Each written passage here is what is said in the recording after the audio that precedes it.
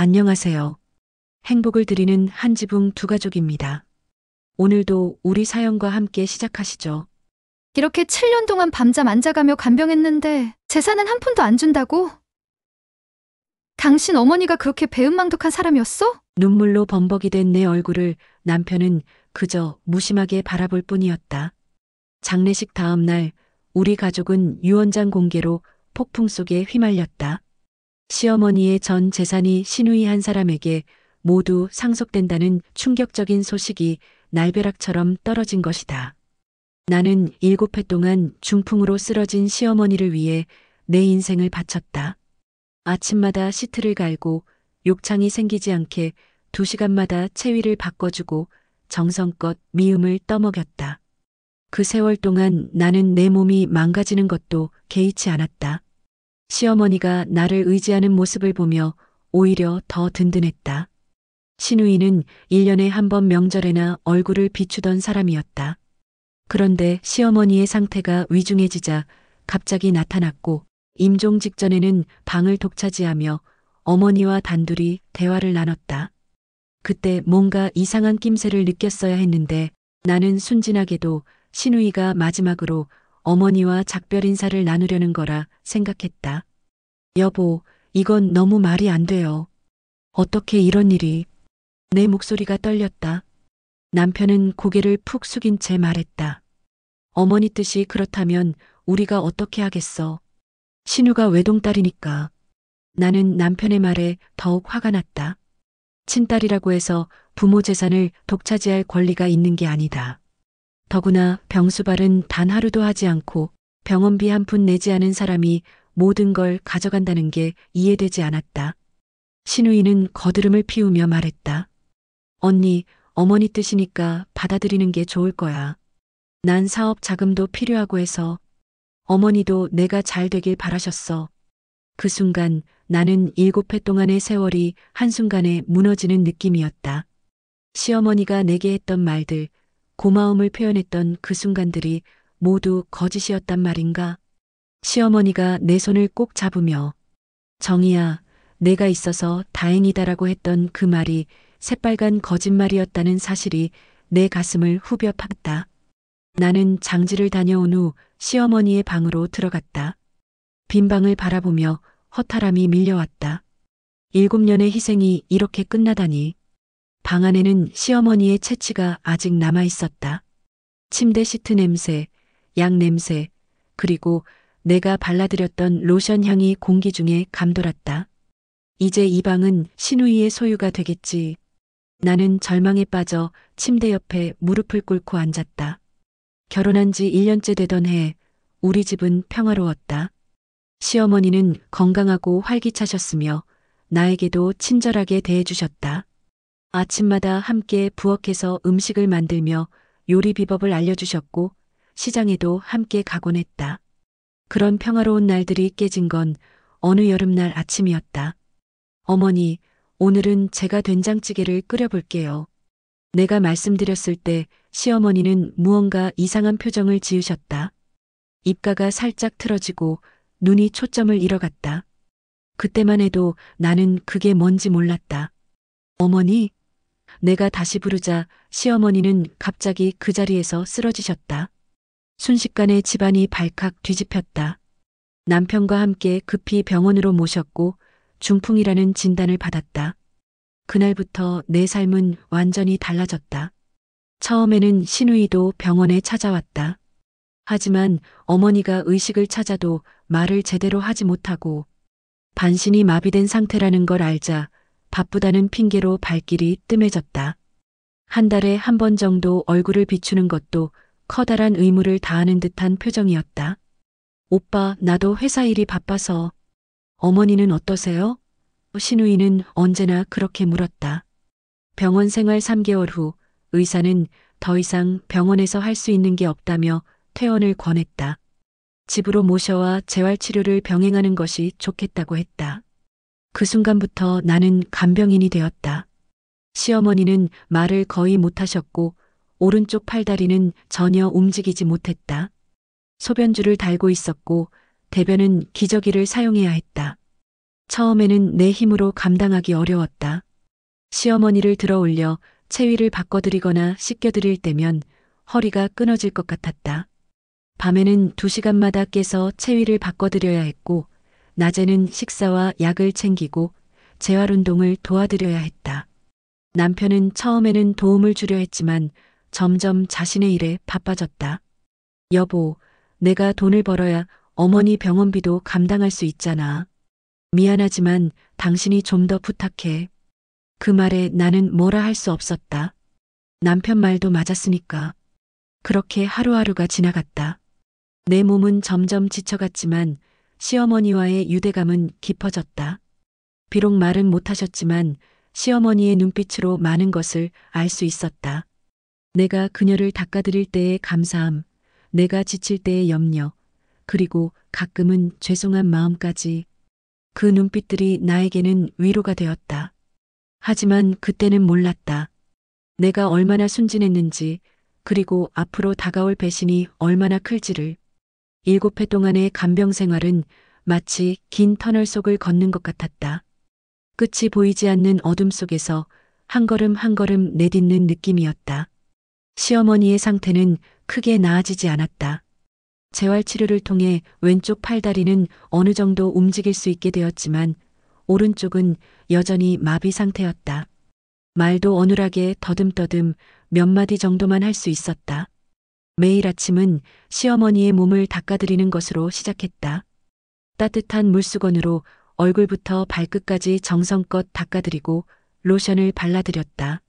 목욕은 일주일에 2번, 남편이 집에 있을 때 함께했다. 남편이 시어머니를 안아 욕조에 앉히면 내가 씻겨드렸다. 그조차 남편은 점점 귀찮아했다. 여보, 오늘은 좀 피곤해서 다음에 하면 안 될까? 남편의 말에 나는 한숨만 내쉬었다. 시어머니의 식사는 더 신경 써야 했다. 삼시세끼 죽이나 미음을 준비하고 작은 숟가락으로 1시간씩 떠먹여 드렸다. 가끔 살에 들려 기침을 하실 때면 가슴이 철렁 내려앉았다. 폐렴은 중풍 환자에게 가장 위험한 합병증이니까. 밤에는 2시간마다 일어나 체위를 바꿔드려야 했다. 한밤중에 시계 알람 소리에 잠에서 깨어나 아직 몽롱한 상태로 시어머니 방으로 향하던 그 발걸음이 얼마나 무거웠는지 모른다. 하지만 시어머니가 불편해하실까봐 그 무거운 발걸음도 내색하지 않았다. 아가씨, 고마워. 시어머니가 간혹 힘겹게 내뱉는 그 말 한마디가 내게는 큰 위로가 되었다. 그 말을 들을 때면 모든 피로가 씻겨 내려가는 것 같았다. 신우이는 명절에나 얼굴을 비출 뿐이었다. 모처럼 집에 오면 시어머니 앞에서만 효녀 행세를 했다. 어머니, 제가 사드린 옷 입으셨네요? 정말 잘 어울리세요. 그런 말을 하면서 정작 시어머니의 상태나 필요한 것은 전혀 챙기지 않았다. 그 세월 동안 가장 힘들었던 건 내 인생이 완전히 멈춰버렸다는 느낌이었다. 친구들과의 만남도, 취미생활도, 내 자신을 위한 시간도 모두 사라졌다. 오직 시어머니의 간병만이 내 삶의 전부가 되었다. 남편도 점점 나를 아내보다는 간병인으로 대하는 것 같았다. 하지만 그럼에도 불구하고 나는 포기하지 않았다. 시어머니가 나를 딸처럼 대해주셨기 때문이다. 결혼 초에 음식 하나하나 가르쳐 주시던 그 마음, 내가 아플 때 밤새 간호해 주셨던 그 정성을 기억했다. 그래서 나는 그것을 갚는다는 마음으로 시어머니를 돌봤다. 그렇게 7해가 흘렀다. 그리고 시어머니의 건강이 급격히 나빠지기 시작했다. 산소 호흡기가 필요할 정도로 상태가 위중해졌다. 그때 오랫동안 볼 수 없었던 신우이가 갑자기 나타났다. 시어머니의 상태가 급격히 나빠진 그날, 병원 의사는 시간이 얼마 남지 않았다고 했다. 폐렴 증세가 심해져 산소 포화도가 계속 떨어지고 있었다. 나는 발만 동동 구르며 남편에게 연락했다. 여보, 어머니가 위급해요. 빨리 와요. 내 다급한 목소리에도 남편은 그저 덤덤했다. 회의 중이라 지금은 못 가. 저녁에 갈게. 남편의 대답에 나는 말문이 막혔다. 7회 동안 이런 식이었다. 사업이 바쁘다는 핑계로 시어머니 간병을 모두 나에게 맡겼다. 가끔 도와주는 척하다가도 금세 귀찮아했다. 중요한 순간에는 늘 자리를 비웠다. 그럼에도 불구하고 나는 이해하려 했다. 가장으로서 책임이 무거우니까. 병원에 도착한 나는 의사의 설명을 들었다. 산소 포화도가 계속 떨어지고 있어 인공호흡기 착용을 고려해야 한다고 했다. 하지만 시어머니의 상태를 보면 소용없을 것 같다는 말도 덧붙였다. 시간이 얼마 남지 않았으니 가족들에게 연락하라는 말에 나는 신우이에게도 전화를 걸었다. 그리고 놀랍게도 신우이는 2시간 만에 병원에 나타났다. 평소 같으면 바쁘다며 다음 날에야 올 사람이었다. 그런데 이번에는 달랐다. 의사가 시어머니의 상태를 설명하자 신우이는 눈물을 흘리며 어머니 곁을 지키겠다고 했다. 오빠는 어디 있어? 이런 중요한 순간에 안 오고 뭐해? 신우이가 물었다. 회의 중이래. 저녁에 온대. 내가 대답하자 신우이는 콧방귀를 뀌었다. 역시 오빠답니다. 내가 올 때까지 어머니 곁을 지켜줘서 고마워, 언니. 신우이의 말은 표면적으로는 감사했지만 어딘가 가식적이었다. 나는 그 말에 그저 고개만 끄덕였다. 7해 동안 시어머니를 돌본 사람은 나였다. 친딸이라는 사람은 명절에나 얼굴을 비췄을 뿐이다. 저녁이 되어서야 남편이 병원에 왔다. 그는 어머니의 병실에 들어가 잠시 머물다가 나왔다.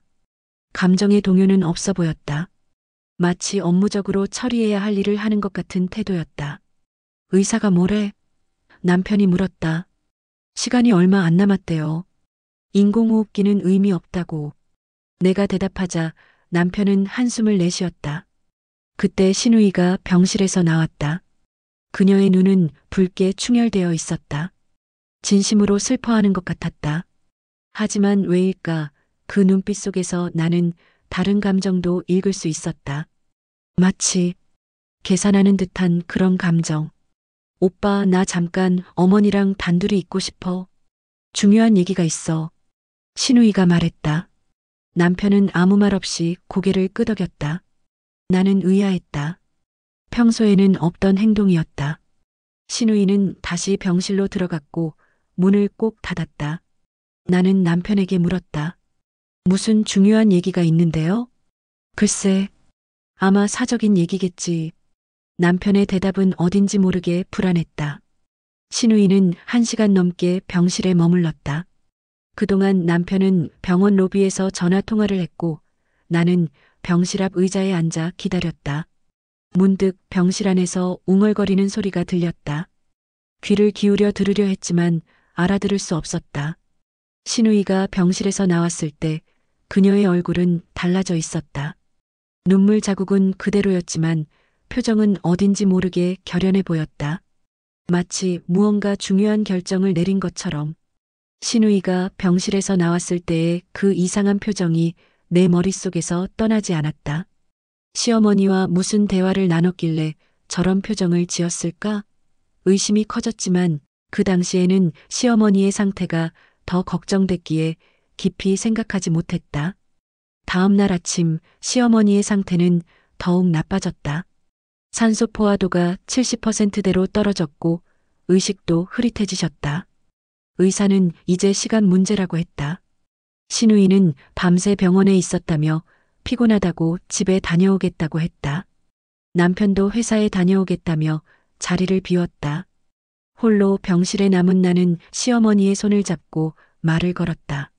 어머니, 저 며느리예요. 들리시면 손 한번 꼭 잡아주세요. 하지만 시어머니는 반응이 없었다. 그저 가쁜 숨소리만 들릴 뿐이었다. 그때 문득 간호사가 병실에 들어왔다. 환자분 상태 확인하러 왔어요. 간호사는 시어머니의 혈압과 체온을 측정했다. 어제 저녁에 환자분이 종이와 펜을 달라고 하셨더라고요. 혹시 무슨 메모라도 남기셨나요? 간호사의 말에 나는 귀가 번쩍 뜨였다. 네, 종이와 펜이요? 아니요, 전 몰랐어요. 혹시 어떤 분이 달라고 하셨는지 기억나세요? 환자분 따님이요. 환자분이 뭔가 메모하고 싶어 하신다고. 간호사의 말에 나는 가슴이 철렁 내려앉았다. 신우이가 시어머니에게 뭔가 쓰게 했다니. 어떤 내용일까? 갑자기 불안감이 엄습했다. 간호사가 나간 후 나는 병실을 둘러보기 시작했다. 시어머니의 베개 및 침대 옆 서랍, 그리고 신우이가 놓고 간 가방까지 살펴봤지만 아무것도 찾을 수 없었다.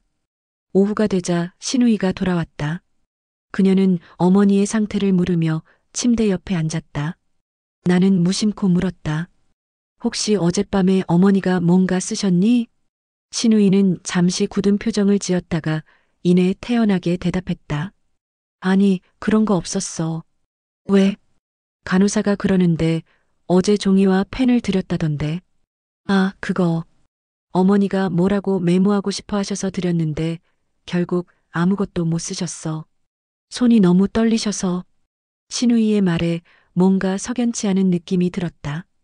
간호사는 분명 시어머니가 뭔가 쓰셨다는 뉘앙스로 말했는데 신우이는 아무것도 못 쓰셨다고 말하다니. 그날 밤 시어머니의 호흡이 점점 약해졌다. 의사는 가족들을 불러 마지막 인사를 나누라고 했다. 남편과 신우이 그리고 내가 병실에 모였다. 시어머니는 우리를 보며 힘겹게 손을 들어 올렸다. 나는 그 손을 잡고 눈물을 흘렸다. 어머니, 편히 가세요. 저희가 있으니까 걱정 마세요. 내가 말했다. 시어머니는 나를 바라보다가 눈을 감으셨다. 그리고 마지막 숨을 내쉬셨다. 그 순간 신우이가 흐느끼며 시어머니의 다른 손을 꼭 잡았다. 남편은 침대 옆에 무릎을 꿇고 앉아 어머니의 이마에 마지막 키스를 했다. 장례식은 3일 동안 치러졌다. 친척들과 지인들이 모두 모여 시어머니의 마지막 가는 길을 배웅했다. 신우이는 장례식 내내 상주로서 역할을 다했지만 나는 여전히 그녀의 행동이 이상하게 느껴졌다. 마치 무언가 큰 일을 앞두고 있는 사람처럼 초조해 보였다. 그리고 장례식이 끝난 다음 날 그 의심은 현실이 되었다. 장례식 다음 날 신우이는 가족회의를 소집했다. 남편과 나 그리고 몇몇 친척들이 모인 자리에서 신우이는 검은색 서류 가방을 꺼냈다. 그 안에는 봉투 하나가 있었고 유언장이라고 쓰여 있었다. 이건 어머니가 돌아가시기 전에 남기신 유언장이에요. 변호사 이폐하에 작성된 법적 문서입니다. 신우이가 말했다. 변호사? 언제? 어떻게? 질문이 꼬리에 꼬리를 물고 이어졌지만 나는 아무 말도 할 수 없었다. 신우이는 봉투를 열고 안의 내용을 읽기 시작했다. 나, 이명자는 온전한 정신으로 다음과 같이 유언한다. 내 모든 재산 아파트 한 채, 예금, 그리고 기타 모든 자산은 내 딸 김정숙에게 상속한다. 내 아들 김민수와 며느리 박정희에게는 아무것도 남기지 않는다. 순간 방 안이 얼어붙은 듯 했다. 나는 내 귀를 의심했다. 시어머니가 어떻게 이런 유언을 남길 수 있을까? 7회 동안 내가 그토록 정성껏 모셨는데. 이게 무슨 소리야? 엄마가 어떻게 그런 유언을 남기셨어? 남편이 벌떡 일어나 소리쳤다. 신우이는 태연하게 대답했다. 오빠도 알잖아. 엄마는 나를 특별히 아끼셨어. 게다가 오빠는 장남으로서 엄마를 제대로 모시지도 않았고 돈 한 푼 내지 않았잖아. 그건 내가 사업이 어려워서 그랬던 거야. 그리고 정희가 열심히 모셨잖아. 남편의 목소리가 커졌다. 신우이는 비웃듯 말했다. 그건 며느리의 당연한 도리지. 친딸인 내가 엄마의 마음을 더 잘 알아. 엄마도 그렇게 생각하셨어? 나는 멍하니 앉아 있었다. 7회 동안의 간병, 밤잠 설치며 시어머니 병간호하던 시간들, 내 청춘을 바쳐 지킨 그 시간이 한순간에 무너져 내렸다. 마치 누군가 내 가슴을 망치로 내려친 것 같은 고통이 밀려왔다. 그래서 집도 땅도 전부 내가 가져간다는 거니? 남편이 물었다. 신우이는 의기양양한 표정으로 고개를 끄덕였다. 법적으로 문제 없어. 엄마 의사니까 우리 모두 존중해야지. 그리고 오빠 앞으로 한 달 안에 이사 나가줘. 그 집은 이제 내 거니까. 뭐라고? 남편이 소리쳤다. 우리 보고 당장 나가라고? 어디로 가라는 거야? 그건 오빠 문제지. 나도 그 집에 들어가서 살 계획이니까. 신우이의 말에 나는 눈물이 핑 돌았다. 하루아침에 집도 잃고 재산도 잃고 7해 동안의 희생이 물거품이 되었다. 시어머니를 모시기 위해 사회생활도 포기하고 온전히 헌신했던 내 삶은 무의미해진 것이다. 회의가 끝나고 집으로 돌아오는 차 안에서 나는 펑펑 울었다. 남편은 묵묵히 운전만 할 뿐 나를 위로하지 않았다.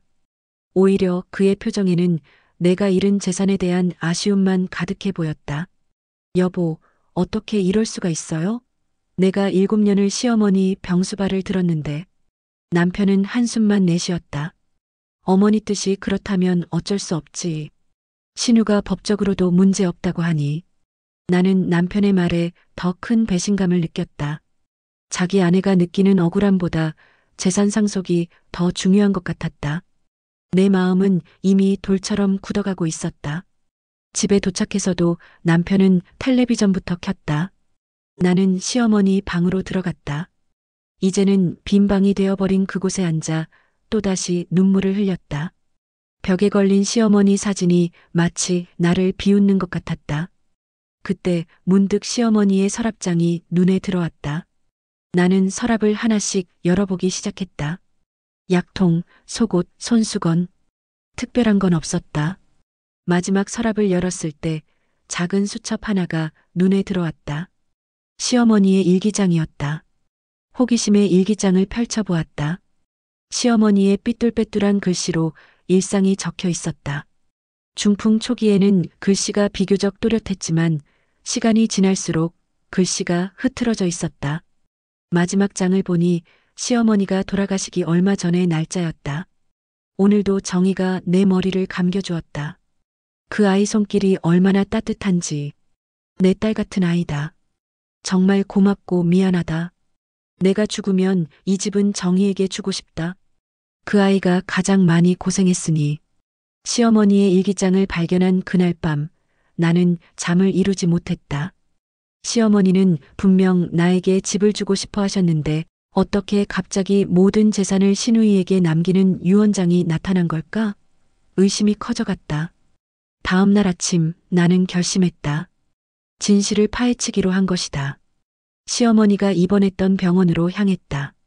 시어머니를 돌봐주셨던 주치의를 만나고 싶었다.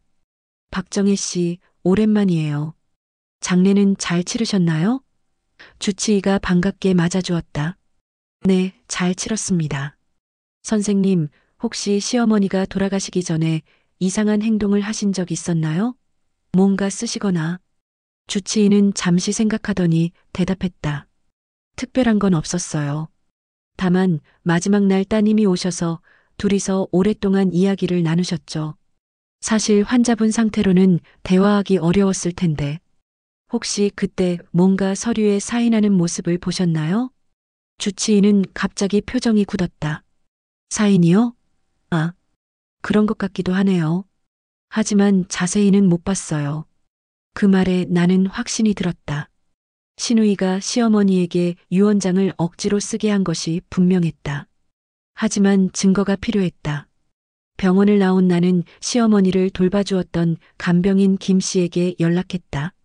김 씨는 내가 쉬는 날이면 시어머니를 대신 돌봐주었던 분이다. 아이고, 박 여사님. 많이 힘드시죠? 어머님 돌아가셨다니 저도 마음이 아파요. 김 씨가 말했다. 김 씨, 혹시 시어머니 마지막 날에 신우이가 왔을 때 뭔가 이상한 것 못 보셨어요? 김 씨는 잠시 망설이더니 대답했다. 사실, 저도 이상하다고 생각했어요. 김 선생님 신우이 왔을 때 어머님이 무서워하시는 것 같았거든요. 그리고 종이 같은 걸 가져와서 어머님 손을 잡고 뭔가 쓰게 하시더라고요. 정말요? 내 심장이 쿵쾅거렸다. 네, 그리고 저보고 밖에 나가 있으라고 했어요. 그래서 자세히는 못 봤지만 나중에 들어갔을 때 어머님이 많이 지쳐 보이셨어요. 김 씨의 증언은 내 의심을 확신으로 바꿔주었다. 신우이가 시어머니에게 강압적으로 유언장을 쓰게 한 것이 틀림없었다. 나는 용기를 내어 병원 관계자들에게 CCTV 확인을 요청했다. 시어머니의 병실은 중환자실 근처에 있어 복도에 CCTV가 설치되어 있었다. 그러나 병원 측은 개인정보 보호를 이유로 거절했다. 좌절감에 빠져 있던 그때 예상치 못한 조력자가 나타났다. 바로 시어머니가 중풍으로 쓰러졌을 때 처음 진료했던 김 교수였다. 박정혜 씨, 저 김민수 교수입니다. 갑자기 연락드려 죄송합니다. 혹시 시간 되시면 만나 뵐 수 있을까요? 의아했지만 나는 김 교수를 만나기로 했다. 병원 카페에서 그를 만났을 때 그는 심각한 표정이었다. 사실은 이명자 여사님이 돌아가시기 몇 주 전에 저를 찾아오셨어요. 그때 여사님이 저에게 중요한 말씀을 하셨거든요. 어떤 말씀이요? 내 심장이 빠르게 뛰었다. 여사님이 자신의 재산을, 특히 집을 며느리인 당신에게 남기고 싶다고 하셨어요. 그래서 제가 소개해드린 변호사와 함께 유언장을 작성하셨죠. 나는 깜짝 놀랐다. 그런데 신우이가 보여준 유언장은, 그래서 제가 연락드린 겁니다. 제가 알기로 여사님의 진짜 유언은 다른 내용이에요. 그런데 갑자기 다른 유언장이 나왔다는 소식을 들었거든요. 김 교수는 서류 봉투를 꺼냈다. 그 안에는 공증된 유언장 사본이 있었다. 그 내용은 명확했다. 시어머니의 집과 대부분의 재산은 나에게 상속한다는 것이었다. 이게 여사님의 진짜 유언입니다. 법적으로 공증받은 것이니 효력이 있어요.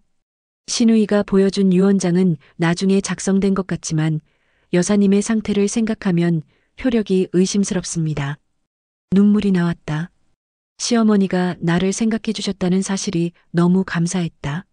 하지만 동시에 신우이의 배신과 남편의 무관심이 더 아프게 다가왔다. 그런데 왜 제게 이런 도움을 주시는 거예요? 내가 물었다.